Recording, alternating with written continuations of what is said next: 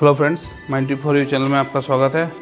आपके समक्ष belt conveyor से रिलेटेड और एक टॉपिक का डिस्कशन करने के लिए आपके समक्ष उपस्थित हुआ हूं। वीडियो स्टार्ट करने से पहले चैनल को सब्सक्राइब कीजिए, वीडियो को लाइक कीजिए और बेल आइकन को हिट कीजिए। होल्ड बैक ये क्या है?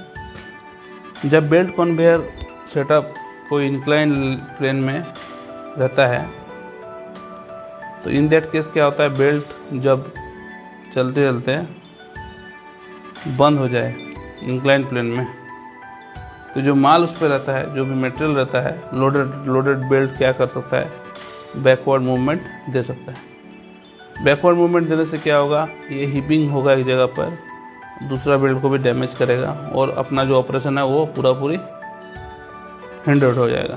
तो इस केस में हम लोग क्या करते हैं, बेल्ट में ऑटोमेटिक सिस्टम दिया जाता है होल्ड बैक का। Incline conveyor require an anti run back, ताकि run back anti backward run back ना हो, to prevent reverse movement of the belt. Such device is referred as a back stop और hold back. Through back stops are mostly back stops are most likely to be found on inclined conveyors, but they are also employed on flat overland conveyors to avoid unusually severe shock loading on startup, where the loaded belt sags between idlers.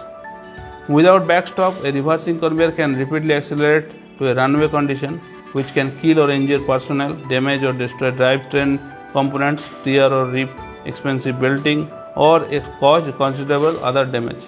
इसलिए बहुत ही important चीज़ है। क्या हो सकता है, runway condition हो सकता है, एक्सीलरेट रनवे कंडीशन इंज्योर कर सकता है पर्सनल को, ड्राइव ट्रेन का कंपोनेंट्स को डैमेज कर सकता है, टीयर और रिप एक्सपेंसिव बेल्टिंग को भी तोड़ सकता है, and cause considerable other damage. Holdbacks are connected with the drive shaft of the uphill moving belt conveyor.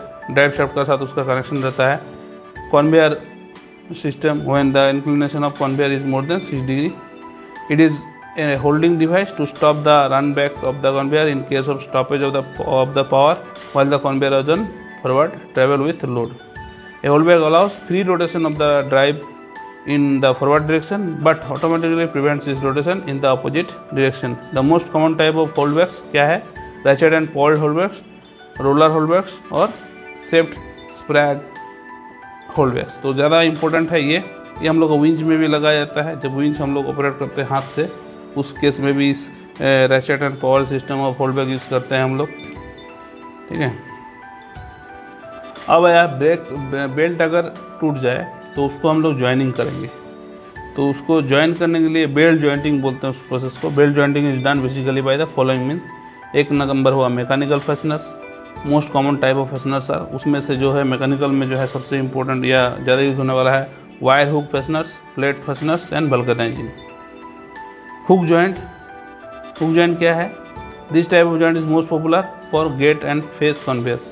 The wire hooks are inserted into the belt ends by means of hand operated machine, and this type of joints has a strength equal to 50%। तो strength जो है hook joint में 50% हो जाता है joining point का। Hinge plate riveted joint, इसमें क्या किया जाता है, this is hook jointing, plate jointing, ठीक है। इसमें क्या किया जाता है, द हिंज प्लेट जॉइंट्स और rigid coupling are attached to the belt by means of copper rivets and connected together by means of pins। The strength of such a joint is about 35% of the belt strength, and belt edges are level wear by contact with the framework. The strength of the such joint is about 35% of the belt strength, and the belt edges are level wear by contact with the framework. आया next वल्कनाइजिंग और splicing, ठीक है। वल्कनाइजिंग और splicing क्या है? This is a flexible type coupling. The joint consists of cutting back the individual plies on both sides of the joint, either diagonally or diamond shaped। Diamond shape में भी इसको काटा जा सकता है, या इस टाइप से, या डायगोनली भी काट सकते हैं, ठीक है। काट के जो है the plies are then fitted together to make the perfect joint। The belt end surfaces are cleaned and rubbed। Rubber cement is applied to the various plies। When the cement is dry, plies are joined by the application of rubber compound, and the joint is then inserted in an electrically heated vulcanizer and subjected to pressure and heat for a requisite period. The length of the splice is approximately 2 metre. 2 metre का जो है splicing किया जाता है। ये छोटा छोटा information है, बहुत समय ये सब इन्फॉर्मेशन से भी डायरेक्ट क्वेश्चन पूछा जाता है। In this joint alignment is obtained directly from the edges of the belt.